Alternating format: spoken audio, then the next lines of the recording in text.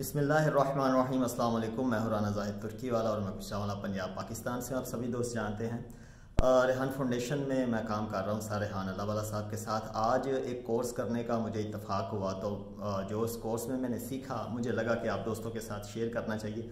सबसे पहले तो मैं आप दोस्तों को बताता चलूँ उस कोर्स का नाम क्या है। उस कोर्स का नाम है how to communicate what you think in a better way. यानी अगर हम उर्दू में कहें तो उसका मतलब ये निकलेगा, आप जो सोचते हैं इसको बेहतर तरीके से कैसे बयान करें। तो मुझे भी ये लगा कि आप दोस्तों के साथ ये चीज़ शेयर करनी चाहिए, क्योंकि एक अरसे से मैं भी महसूस कर रहा हूँ और मेरा जो ज़ाती तजुर्बा है उसमें भी ये चीज़ शामिल है कि हमें कम्युनिकेट का बड़ा मसला रहता है, हम किसी से बात कैसे करें। और जो अपने उस्ताद मोहतरम सर रेहान अल्लाह वाला साहब से हमें सीखने का मौका मिला, उसमें भी यही चीज़ थी कि सर अक्सर कहते हैं आप मुझसे बात करें, और उसकी वजह यह है कि हम अपने अंदर ही अंदर कुछ सोच रहे होते हैं, लेकिन जो बात दिल में होती है किसी दूसरे तक हम नहीं पहुंचा पा रहे होते। और अगर बात ही नहीं कर रहे होते, अगर कम्युनिकेट कर भी रहे होते हैं तो बेहतर तरीके से नहीं कर पा रहे होते। इस कोर्स में सर ने बड़े अच्छे तरीके से माशाल्लाह सारी चीज़ें बयान की हैं और पूरा समझाने की कोशिश की है। और जो बंदा ना चीज़ ने, यानी कि मैंने जो चीज़ें समझी हैं मैं वो आप दोस्तों के साथ शेयर करूंगा। और मैडम अहताब हमारी अक्सर कहती हैं कोर्स करो सर के, तो मैं कहता हूँ मैडम मैंने कोर्स सुनने नहीं होते, मैंने अच्छे तरीके से समझने होते हैं। तो खैर बात को लंबा नहीं करता, मैं ख़त्म करता हूँ कि मैंने इस कोर्स में क्या क्या चीज़ें सीखी हैं। कुछ मैंने नोट्स बनाए हुए हैं, मैं आप दोस्तों के साथ शेयर करूँ। इसमें सर ने जो चीज़ें बयान की हैं उसमें सबसे पहली चीज़ क्या है कि कम्युनिकेशन क्या होता है, उसके बाद किसी को अपनी बात कैसे समझाएं, उसके बाद सर ने एक तरीका बताया कि कोई मुझसे बातचीत कैसे कर सकता है, फिर बातचीत करने का तरीका भी बताया है। उसके बाद 5 ज़ुबानें जो मोहब्बत की हैं जो सर ने बताई हैं, बड़ी ज़बरदस्त चीज़ें। फिर एक और चीज़ कि आगे वाले को देखकर उसके हिसाब से बात करना। तो ये सारी चीज़ें सर ने बड़े अच्छे तरीके से, बड़े अच्छे अंदाज में समझाई हैं। तो मैं आप दोस्तों के साथ शेयर करूँगा कि कम्युनिकेशन क्या होता है। सबसे पहली तो ये चीज़ कि हम किसी के साथ बातचीत करते हैं और जो हमारे दिल में होता है हम जो हम कहना चाहते हैं किसी को समझा पाएँ, ठीक है। और दूसरा, किसी को अपनी बात कैसे समझाएं, ये तरीकाकार बताया गया है। सर ने फिर ये तरीका बताया कि कोई मुझसे कैसे बात कर सकता है। तो इसके लिए सर ने जो इस कोर्स में एक चीज़ समझाई है कि आप मुझे वॉइस मैसेज ना करें, डायरेक्ट फ़ोन ना करें, क्योंकि फ़ोन उनका साइलेंट पे होता है। और मेरे लिए ये चीज़ बड़ी ज़बरदस्त साबित हुई, क्योंकि मुझे अक्सर प्रॉब्लम रहती थी कि मैं एहतरामन सर से बात ही नहीं करता काफ़ी अरसे से, हालांकि वो इजाज़त देते हैं और मुझसे ज़्यादा शफीक तबीयत रखते हैं वो, और मुझे इजाज़त है कि मैं उनसे बात कर सकता हूँ, लेकिन अदबन मैं नहीं करता। तो इस कोर्स को करने से काफ़ी मेरी हौसला अफजाई हुई कि अब मैं उनसे बात भी कर सकूँगा और तरीक़ाकार मैंने जान लिया। और उसके बाद जो चीज़ आप दोस्तों के साथ शेयर करने वाली है ना, वो है कि सर ने एक शुरू में जो बात की है वो क्या है कि मोहब्बत और ट्रस्ट ये कम्युनिकेशन के ज़रिए आता है। यानी मोहब्बत और एतमाद, किसी पे यकीन या ट्रस्ट, ये बातचीत करने के ज़रिए आता है। ये चीज़ सर ने बताई। उसके बाद जो 5 मोहब्बत की ज़ुबानें हैं, ये बड़ी ज़बरदस्त चीज़ है मेरे लिए कि 5 मोहब्बत की ज़ुबानें कौन से वाली हैं। इसको जिक्र करने से पहले मैं एक चीज़ बता दूं कि आगे वाले को देख के उसके हिसाब से बात करना, बज़ाहिर ये फ़िक्रा थोड़ा अजीब लग रहा है, यानी उसकी औकात के हिसाब से, ऐसा बिल्कुल नहीं है। यानी कि सर का मकसद ये है इसमें कि आप उस हिसाब से बात करें। जैसे हमारे एक दोस्त हैं, सर ने पिछले दिनों उनसे बात की तो मैं बड़ा हैरान था, सर मतलब कैसे ये बात कर रहे हैं। यानी वो 19 साल का हमारा दोस्त है, तो सर ने उससे 19 साल वाले लहजे में बात की। यानी उसने कुछ बात कर दी जो मुझे नागवार गुजरी, लेकिन बाद में जब पूछा गया तो सर ने बताया कि वो 19 साल का है और मुझे भी 19 साल वाला होकर वो बात सुननी पड़ी।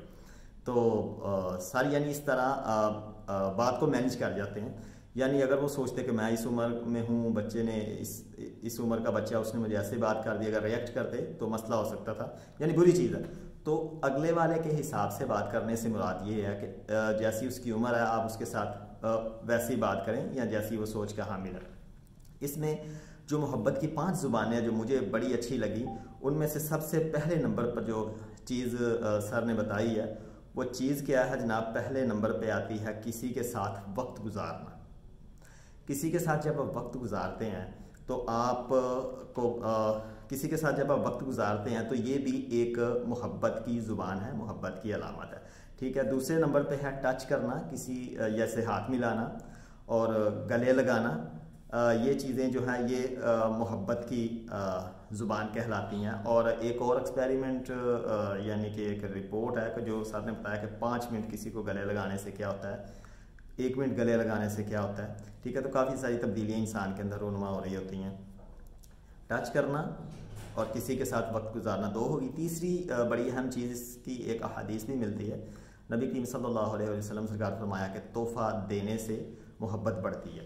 तो इसी तरह जो सर ने बात बताई हमें तोहफ़ा लेना और देना, इससे भी ये भी एक मोहब्बत की ज़ुबान है। चौथे नंबर पर चीज़ जो सर ने बताई है वो है शुक्रिया अदा करना और हौसला अफजाई करना। सर अक्सर कहते हैं कि तुर्की वाले की जब हौसला अफजाई कर दी जाए यानी मेरी, तो फिर मैं कुछ भी कर लेता हूँ। और वाकई सर की ज़ुबान से मेरे लिए अल्फाज यानी जो मुझे वो हौसला देते हैं, तो उसके बाद मैं फिर कुछ भी करने के काबिल हो जाता हूँ और मेरी थकन वगैरह जाती रहती है। यकीनन ये भी एक हौसला यानी कि मोहब्बत की ज़ुबान है। 4 और 5वीं चीज़ है एक्ट ऑफ सर्विस, ठीक है। तो ये एक्ट ऑफ सर्विस में भी सर ने काफ़ी चीज़ें बताई हैं। फिर सर ने बताया कि हमें एक दूसरे से पूछना चाहिए कि आपको कौन सी ज़ुबान पसंद है, आप कौन सी ज़ुबान में बात करना चाहते हैं। तो यानी हमें ये गलतफहमी भी, ये बदगुमानी भी ख़त्म करने की ज़रूरत है कि हम किसी से किस तरह बात करें। यानी कोई अगर मोहब्बत की ज़ुबानों में अगर जैसे मैंने बात की, किसी को तोहफ़ा लेना देना पसंद है तो इस ज़ुबान में बात करें, या कि कोई हौसला अफजाई से काम करता है तो उसकी हौसला अफजाई करें। और कोई मतलब आपके साथ हाथ मिला के खुश होता है तो इस तरह उससे बात करनी चाहिए। इसी तरह एक और चीज़ जो मुझे लगी कि आपकी जो यानी आपकी शख्सियत, आपके जूते, आपकी फ़ौज, आपकी पुलिस, और ये सारी जो है ज़ुबानें हैं सर ने फरमाया। यानी कैसी ज़ुबानें कि हमारी जो फ़ौज है ये एक ज़ुबान है कि यानी कोई हमारी तरफ पहले से ही एक पैगाम है। जैसे वो कहते हैं ना जैज़ वाले के हेलो से पहले ही कुछ कह दो, एक मोबी ट्यून चल रही होती है कि किसी ने अगर प्यार का इजहार करना है तो उसने पहले ही ट्यून लगाई होती है, हमें तुमसे प्यार कितना ये हम नहीं जानते मगर जी नहीं सकते तुम्हारे बिना। तो हेलो से पहले ये एक ज़ुबान है कि अगले तक उसका पैगाम चला जाता है।